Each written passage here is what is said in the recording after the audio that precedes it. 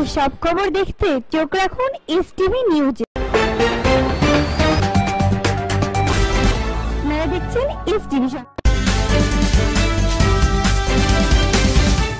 বাংলাদেশ জাতীয়তাবাদী যুবদলের ৪৭তম প্রতিষ্ঠা বার্ষিকী উপলক্ষে শ্রীপুর উপজেলা যুবদলের আয়োজনে বর্ণাঢ্য র্যালি ও আলোচনা সভা অনুষ্ঠিত হয়েছে।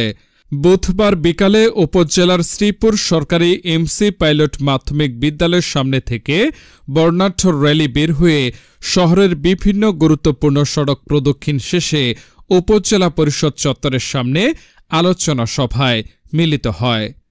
আলোচনা সভায় উপজেলা যুবদলের আহ্বায়ক জিয়াউল হক ফরিদের সভাপতিত্বে প্রধান অতিথি হিসেবে বক্তব্য রাখেন বাংলাদেশ জাতীয়তাবাদী যুবদলের কেন্দ্রীয় কমিটির সাবেক সহ সম্পাদক আলমগীর হাসান সোহান। এ সময় প্রধান বক্তা হিসেবে উপস্থিত ছিলেন মাগুরা জেলা যুবদলের আহ্বায়ক অ্যাডভোকেট ওয়াশিকুর রহমান কল্লোল।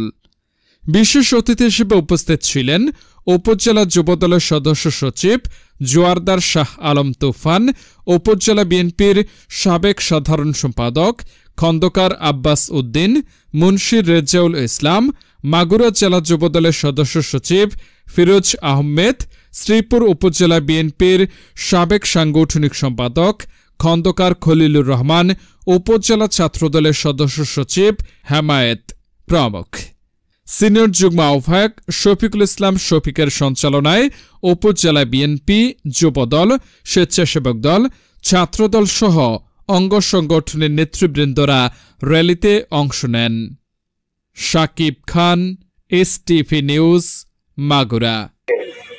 বিপ্লবী সভাপতি উপস্থিত আছেন জাতীয়তাবাদী যুবদলের মাগুরা জেলা কোরের পরীক্ষিত সৈনিককে যিনি সঞ্চালনা করেছেন। যুবদলের সক্রিয় মহল গত 25 সরকারের দেশে 25 সরকারের যারা বিদেশে বিলিয়ন বিলিয়ন ডলার পাচার করেছেন তাদের সেই অর্থায়নে একটি সমাজ একটি কুচক্রি মুখবদ্ধ থাকে।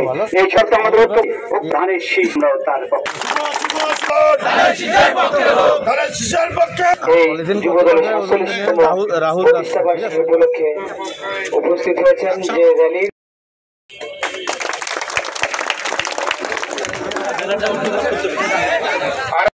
পরবর্তী সংবাদ দেখার আমন্ত্রণ জানিয়ে শেষ করছি